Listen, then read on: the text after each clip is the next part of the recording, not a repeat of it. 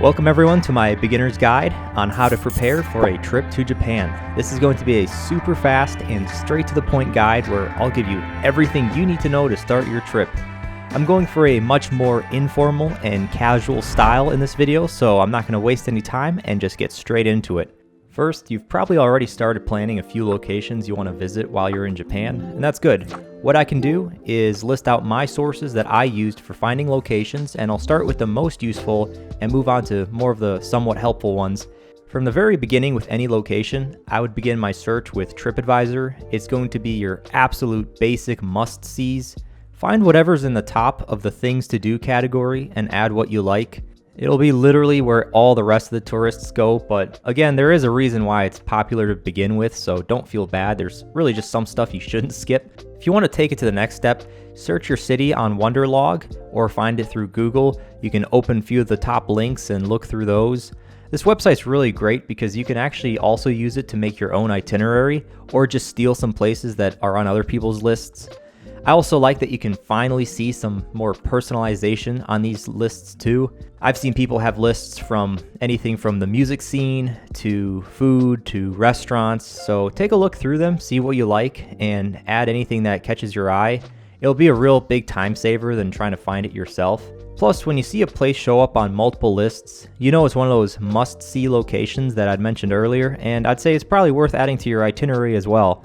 And finally, if you have time, I'd even look through Reddit suggestions, Discord travel groups. JapanGuide.com is also a very great source that I really loved. Same thing, you can put in the name of the city, and Japan Guide seems to have a great collection with the description of everything there is to do in that city and around. I don't know how they managed to do it, but it's a very handy website and I would definitely recommend it. Okay, so now that we got your list, there's a few things we can do to make it better. You can throw it into an Excel, organize it by order and days, and add really whatever details you want. It's super helpful, there's tons of templates already out there, and it's probably all you actually need to go to Japan. I mentioned using Wonderlog too. It's gotten very popular recently because it lets you visually see all your pins on a map, making it easier to organize everything in chronological order. And not too far off, Google even has its own My Maps feature where you can do the exact same thing, but then you can also bring it to your phone's Google Maps and then navigate from pin to pin. It's really all the same, but it's just whatever works best for you. Cool, so we finally got our itinerary done. Now it's time to decide on when we want to go. If price is everything, you could probably just open a Google Flights, click your city and Tokyo, select the 2-week trip option in the next 6 months, and then just send it with whatever's the cheapest option is. But I'd at least take a look at what the season's weather is going to be like and see if that changes your opinion. Ideally, April to May and October to November are my favorite times to visit. It really gets the best weather, comfortable temperatures, and it's not insanely crowded if you avoid the holidays like Golden Week. Anything outside of these times, and it's up to you. Late March, early April if you really have to see the cherry blossoms. Winter if you just want tons of those clear sunny days with minimal crowds, and you even get cheaper prices. Only thing is, you just gotta make sure you dress a little warmer and expect it to be chilly most days. And then you have June through August, which is just hot, rainy, and humid along with the typhoon season, which really isn't the best time to go. So take the time to think about how much you can tolerate the weather and when you'd like your trip to be. You can use a website called WeatherSpark. I found it to be a great tool to compare your city's weather to either Tokyo or Kyoto's, and then you can use that to ask yourself, would I want to travel around my own city in this month? If not, you can use that to find a similar month in Japan and apply the same logic. I went a step further and even used Wikipedia's climate tables. Totally not necessary, but it helped me decide on choosing May instead of October because it has the longer days, which end up giving you more daylight, and that translates to more total sunshine hours. You might be asking, what's that really good for? Well, if you're going to be absolutely loading up your schedule like the way I did, you don't have to worry about racing the sun to get everything done. All right, we're going to keep zooming through these categories. We've got the where, the when, and now we need to move on to the how we're going to get there. Best tool I found still remains Google Flights. For the mass majority of you, I would use this to find your cheapest flights. Just spend some time playing around with the dates, change cities, take a look at the low budget carrier options like Zip Air, and pay attention to how the tickets change price over time. You can even use their price tracker to get email notified if the price drops below a certain amount. Otherwise, that's pretty much all I have to say about this. I know there's a lot more out there, but for most beginners, this should be just enough. Hotels is another category I could spend hours talking about, but here's the quick and short version. Capsule hotels and hostels if you really want to stay cheap. Airbnbs and regular hotels if you're sharing a room with a friend or if you want to stay in a more unique place for your trip. For this category, I would say just stick with Google Hotels and Airbnb, and that should be plenty to find where you want to stay. And that really covers the essentials. If you really want to step up your game, I recommend using a strategy of one accommodation per region or city. Why, you might ask? Well, it's so that you can flexibly change around your days however you want. You can tack on other places if you find yourself getting done with your itinerary early, or if you want to visit a place with specific weather. Best example, I can almost guarantee that you want a clear shot of Mount Fuji, and you can do that just by following this method. You plant yourself in Tokyo, you check the weather forecast, and then you move the days around to make sure that you land on the sunniest one for your day trip to Mount Fuji. And then on the other hand, the day that it promised rain, I was able to swap in a day where I'm mostly indoors and I didn't have to be outside in the rain. Plus, by not constantly having to move locations, you can leave your baggage in your room, and then you can spend the entire day out and about, not having to worry about check-in or check-out times. I found that very useful as well. Alright, so we're finally getting to the more technical categories. Luckily, getting around Japan is overall pretty easy, and it all starts with getting your Suica or Pasmo card. This is a rechargeable prepaid card that allows you to pay for trains and buses. You can pick them up at a ticket vending machine at either Narita or Haneda, or even a major train station. Or if you're an iPhone user, you can even add it to your mobile wallet and tap your phone to get through. That's actually what I ended up doing. Plus, it allows you to recharge your card on your own phone using any of the credit cards you have stored in your digital wallet. I found that super convenient, plus getting cash back off your credit card is always a major win. For getting around, just using Google Maps or Apple Maps to guide you will pretty much lead you the entire way. You can follow signs at train stations to help you actually navigate around. You literally just need to find the name of either the train line or what platform it's departing from, and usually there's plenty of information if you just look around. My biggest caution, if you want to call it that, or exception to the rule, will be taking any of the limited express trains or the Shinkansen. Those are the only two cases you really have to look out for. In these cases, you can still use the tap-in, tap-out method with your Suica, but you also need to stop by a ticket machine to get an additional reserved seat ticket first. Or what I would say is, just to make your life easier, go to the ticket vending machine and get both tickets at once. So you'll get your base fare ticket and your limited express ticket all in one go. This is going to simplify overthinking things, and you won't have to do the tap-in, tap-out method, and it'll prevent weird situations like going beyond the Suica validity zone. Instead, just buy your tickets together for this one journey and then resume using your Suica right after. If you're still confused, watch some videos on YouTube. I'd recommend looking at how to use the Narita Express or Keisei Skyliner, since pretty much all of you who land in Narita are going to have to deal with this exact scenario right off the get-go, which means there's already hundreds of videos out there about this topic and plenty of information that you can find. Alright, now that we've started talking about money, let's go over on how to pay for things in Japan. First, like I mentioned, you should get your Suica card, or at least plan to get one at the airport as soon as you land. This card will be your go-to for most transport, and you can actually use it at a surprisingly large amount of places, like convenience stores and even a few attractions that I visited at. Majority of restaurants, stores, and tourist attractions, except for temples and shrines, also take credit card. Here's where I'd recommend finding yourself a good travel credit card. Either a simple, no annual fee like the Apple Card or Capital One, or if you're ready to step it up to the next level, I'd highly recommend using the Chase Sapphire Preferred, which does have an annual fee but comes with a much better sign-on bonus and overall benefits. Even on a single trip like this, the card will pay for itself. There's plenty of other cards out there too, so spend some time and find out what works best for you. Many of the premium cards out there are for frequent travelers, so I'm not really going to talk about them for this. I figure that by the time you're ready to look into those, you really don't need a video like this to introduce them. And finally, you'll want cash for temples and shrines in Japan, since most of them don't take credit cards. Plus, street vendors or even small shops in the outskirts of cities also are usually cash only. My favorite method is opening a Charles Schwab checking account, funding it with some money, and then they'll send you a debit card for free. What's cool with this card is that you can actually pull out money from any ATM and they'll cover all ATM fees and foreign transaction fees. To me, that was the best way to get the best conversion rate for cash, but I can understand not everyone wanting to go through this process. If you just want to simplify things, I would recommend bringing cash with you and then converting it in Japan, or you can even use a 7-Eleven ATM and your current bank's debit card to pull out money. Just be warned to read about what extra fees you might have to pay. Although if you're just trying to pull out $100 or $200, maybe those extra $5 really don't matter to you, especially if it simplifies the process quite a bit. And especially now that Japan has finally started using credit cards a lot more often, there's a good chance you won't need as much cash. My next item to talk about are eSIMs versus a pocket Wi-Fi, your two main options for getting cellular data while you're traveling. There's already plenty of information out there, so the only thing I can do is offer my own experience on using both. On my trip, 90% of it, I was using the pocket Wi-Fi, and then on the last 10%, I was trying out a free trial for an eSIM.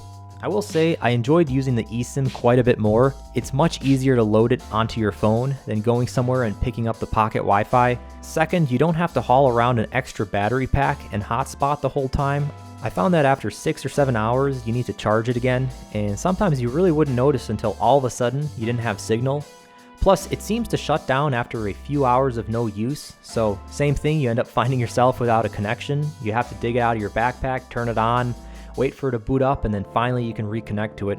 It's really not terrible, just another thing you have to manage on your trip. Being hands-off is so much better. Also, I'm sure a lot of you are wondering what the connection speeds were like between both of them, and I will say the eSIM always had a stronger and faster connection. It's not that the pocket Wi-Fi ever had no service, it's more just that the speeds were always very 4G-like, and even slower if your friend was carrying it and then started walking away from you and making some distance. To be honest, if you and your friend ever plan to separate and do some shopping solo, one of you not having access to the pocket Wi-Fi really is quite a pain. You'll be back to trying to connect to free Wi-Fi hotspots in stores or restaurants to really do anything with your phone. However, if you don't think you're going to separate and always be together, then the pocket Wi-Fi is still an option. So then, you're probably asking why the heck anyone would even want to choose the pocket Wi-Fi. Well, obviously money is going to be your answer. First, you can share the pocket Wi-Fi with up to 5 people, and you can get unlimited data too. That's a huge cost savings if each of you don't have to buy your own eSIM. But again, I should mention, even when I used it, I could instantly tell if my friend was uploading photos either onto Instagram or something, because my speed would always drop quite a bit. In fact, it didn't even allow us to back up photos to iCloud, so we always had to wait to get back to the hotel and then connect to their Wi-Fi before we could start uploading. So I can't even imagine trying to have to use it with even more people at once. It was fine for Google Maps and navigating around, but pretty unbearable when it came to playing videos or loading web pages quickly. Obviously, on a trip like ours, it really didn't matter since we were here to see Japan, but if I was staying longer and not in such a rush, I think this would have definitely annoyed me a lot more. In the future, I'll probably move on to using an eSIM, even if it's only a few dollars more. Alright, cool. So, if you've made it up to this point, I'd say you have all your essentials down. But now we're going to get into the more intermediate and expert tips. First, we'll talk about rail passes and special day passes. If you're headed to a certain region or city of Japan, a lot of them offer rail passes for foreign visitors that cover unlimited rides on trains and buses in a certain area for a limited time. You gotta read all the directions and details on each one, but typically they apply to a certain train company and their trains. For example, the JR Tokyo Wide Pass only applies to JR trains, whereas the Tokyo Subway ticket only applies to lines owned by Tokyo Metro and the Toei Subway. But then you can always find combined tickets like the Tokyo Free ticket, which lets you use both the JR and Metro subway lines, but it does come with a lot more of a limited region too. This pattern appears pretty frequently throughout Japan. A lot of the big cities have their local rail companies offering day passes, with JR also offering an equivalent for their own rails. I found that even though the local company passes might be cheaper, JR seems to always have better coverage and will probably end up being more useful too. You can map out your route on Google ahead of time and see what train stations are closest to you and which train companies run them, and then play around with Japan Guide's website to see which rail pass matches best for you. But I'll finish with this. I found that paying for local trains out of pocket for those one-odd trips seemed to make more sense, and then using a rail pass to move between cities ended up saving more and simplifying things. And to be honest, when you're moving around inside of a large city like Tokyo or Osaka, it's so much easier not being locked into one company's train and instead just using the nearest one that Google suggests. The minimal savings that you get probably just aren't worth the time in these cases. And I also want to talk about special discount passes. There are usually cool passes made for specific towns that you might be planning to visit. These passes usually include a train to and from the nearest large city, and then unlimited travel within that town. Plus, some of them include discounts or free tickets to attractions there as well, so if you know you're headed to a certain spot, I would first check out to see if they have a pass made for it. Again, Japan Guide has most of them listed out, but you can always search Google just to make sure.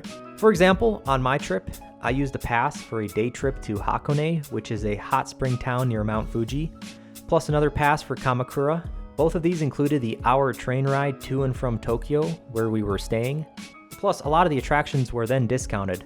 I know Nikko and Mount Fuji also have these pass options, and that's just around Tokyo. I know you can find multi-day discount passes for entire regions like Wakayama or the Alpine route around Takayama. So really just find whatever cities you plan to travel to and check out if they have a discount pass and if it applies to you.